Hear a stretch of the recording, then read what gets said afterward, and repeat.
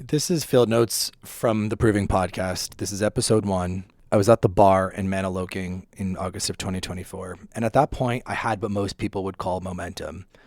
At the time, I was a graduate of an MBA. Had a degree in accounting. I was a certified management accountant as well, and even further that education with a CSCA, which is a certified in strategy and competitive analytics. I was a homeowner, great friends, more than the necessity for sure. And on the surface, things honestly looked good, but in the inside, I felt completely starved. Not for money, not for validation, but truly for success that felt like my own. The kind that you want and you know is yours. It felt like, honestly, I was watching myself live. Like there was a version of me standing slightly outside of my own life, observing it, saying quietly, this isn't the life that you actually want, Chris. And the strange part was, I didn't know how to reach him. I saw the disconnect and I could feel it in my body every single day. And it was by far the worst feeling. But I didn't know how to move from that awareness into something real. From January forward into August, success stopped registering. I literally felt like the accomplishment that once defined me felt flat. Ironically, though, I was still achieving. It felt like nothing. I just kind of didn't feel really alive in my own body. I was social in ways that didn't feel like me. I was overcompensating and hyper overregulating. I was in rooms with alcohol that I really didn't even want, performing steadiness while internally crumbling.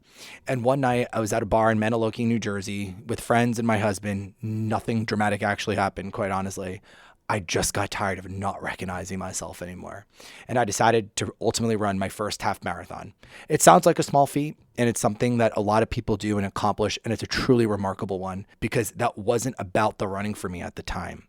That was my first honest decision that I made in months, and something that was pointing towards something incredible in my life that changed me forever. And from that point forward, I chose to go to work.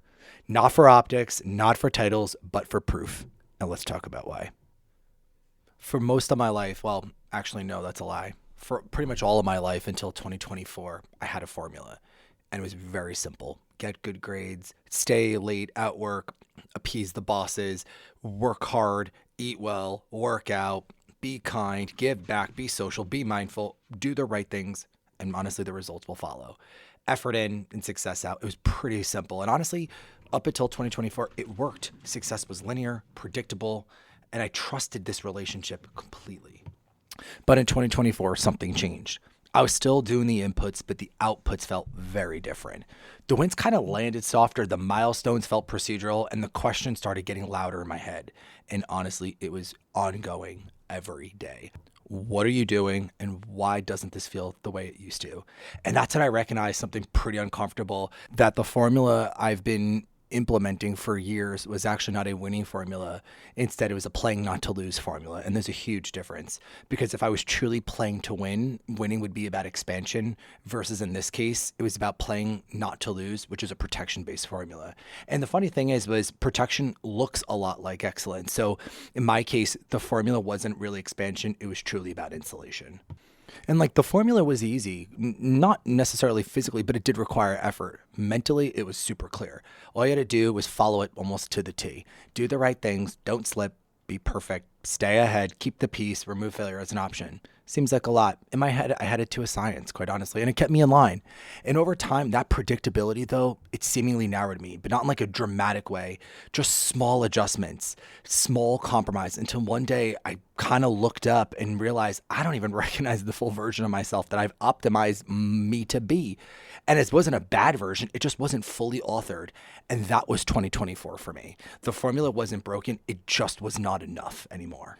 And so when I say that I chose to go to work, I don't literally mean that like I actually picked up and went to the 9 to 5 even more.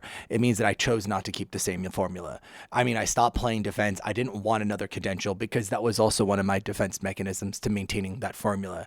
It was abiding by another rule to get even more education, to run even faster, or to try something new, or to take on another side project, because there was no room for interpretation of individuality. It was to keep the formula intact at all points in time. So it was no longer about the credential for me. I just needed friction. And that's why the random night at the bar in Mantoloking mattered more to me than it should have. And I do want to say there was no massive breakdown thing that happened the night of Mantoloking. I just needed clarity. And I realized I didn't want to survive my own life anymore. I didn't want it to be manageable or predictable. I wanted expansion. I wanted to try something new, and I didn't know how.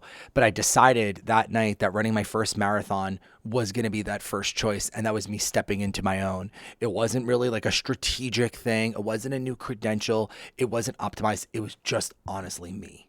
It's important to know that the formula wasn't just a strategy. It was truly my identity. It defined how I operated, my discipline, control, my performance consistency. To some degree, it was fear, but it was mainly structure. It wasn't really pressure, though. It was also just standards. And the formula worked because I worked. I took pride in that. But that's the part that shifted. When something becomes your identity, you stop questioning it. You just kind of run it. And the formula dictated how I made decisions, what risks were acceptable, what risks were unnecessary. Failure wasn't catastrophic, but it wasn't efficient. And I'd built my life around efficiency, around forward movement, around minimizing unnecessary damage. That's not weakness, that's discipline.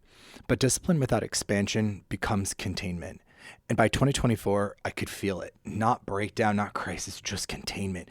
The formula kind of built a strong version of me, but it wasn't built for expansion anymore. And that's when I knew I needed something different. So that's when I said earlier that when I chose to go to work and basically declare war on myself, I don't mean that I hustled harder inside the same structure.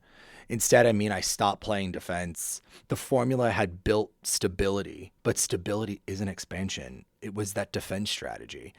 And I didn't need another win inside of the same equation. I needed friction that didn't care about my resume, that didn't care about who I am or what I'm doing or what I have or where I'm going. I just needed something that didn't reward efficiency. And that's why a random night at a bar in Mantoloking mattered more to me than it should have. Nothing dramatic happened.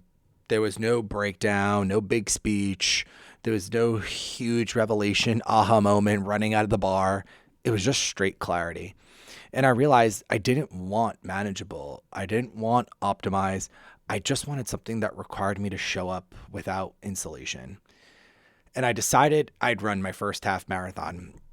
Truly, it wasn't strategic. It wasn't part of some bigger 5-year plan that was calculated into some spreadsheet. It wasn't a resume builder that would optimize my SEO and make someone like me more. It was just a decision, and that finally mattered. But here's the truth. Signing up was the easy part. The rush of adrenaline upon signing up was easy. And I remember filling it out and feeling excited to go to the next page, and the countdown clock was showing, and all I wanted to do was make sure I beat the countdown clock, just showing you where I was in life, that if I beat the countdown clock, that meant I would have a good race. But there was something really powerful about declaring a new direction as I was thinking the same thoughts, about breaking the same routine and maybe even potentially breaking the cycle, although that wasn't the main point at that point in my life. It was really about saying I'm just doing something different. And that was the first version of me, the excited one. And I loved this person, that anything could happen. I could be spontaneous, try something new, and I could sign up and see where it goes.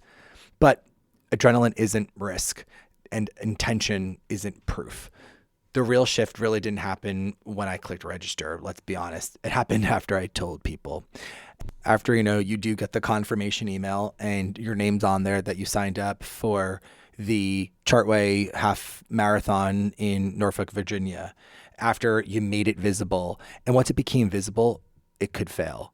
And suddenly the adrenaline of just simply signing up started to recharge in a sense of nerves. And how do I tell people I'm doing something different and challenging myself?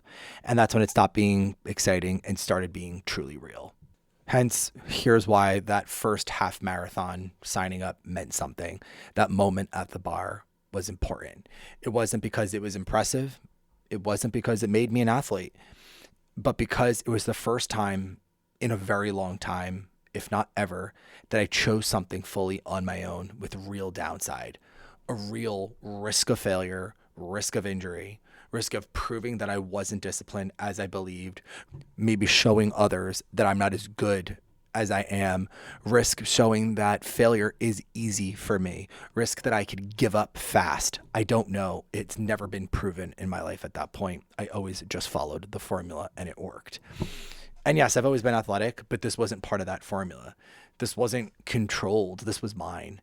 And when you built your identity around structure and efficiency, choosing something that might disrupt that structure feels different. The half marathon didn't protect my identity, it tested it and quite literally started to form it at the time of register. The formula taught me how to avoid unnecessary loss, but this taught me how to pursue proof, and that's different. For the first time, I wasn't asking the formula for permission. I let it go, not because it was wrong, but because I was ready to see what I could build beyond it. And that felt like oxygen, like I'd been braced without realize it and finally exhaled. I wasn't performing, I wasn't protecting, I was choosing. And it was the real first breath I'd taken in a long time. The bar in Mantoloking wasn't a collapse, it was a pivot.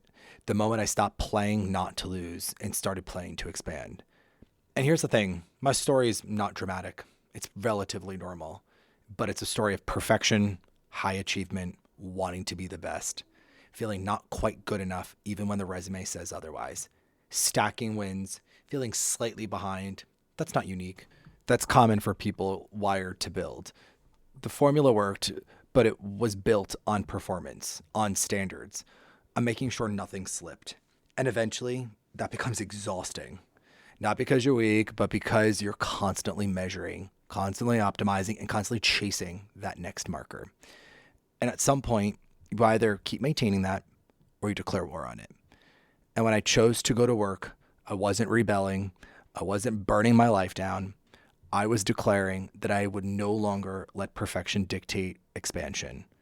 I would no longer let performance replace ownership. That half marathon was small on paper, but internally, it marked the dawn of a new identity period, the proving. Because it carried risk, because it wasn't optimized, because it exposed me. And I followed through, and that's what the proving is. Not looking strong, not sounding disciplined, choosing friction, and finishing. And here's the bigger truth. My story might be perfection in performance. Your story might be different. Maybe your proving looks like addiction or military service or rebuilding after failure or for surviving something no one saw or being the first in your family to do it or leaving something that was uncomfortable but wrong. The details don't matter. Friction does. Only the proven isn't about being the best. It's about being self-authored. If you ever had to fight something internally or externally, there's a place for you here. A home, a community, a place where friction is chosen, where expansion is earned, and where proof survives.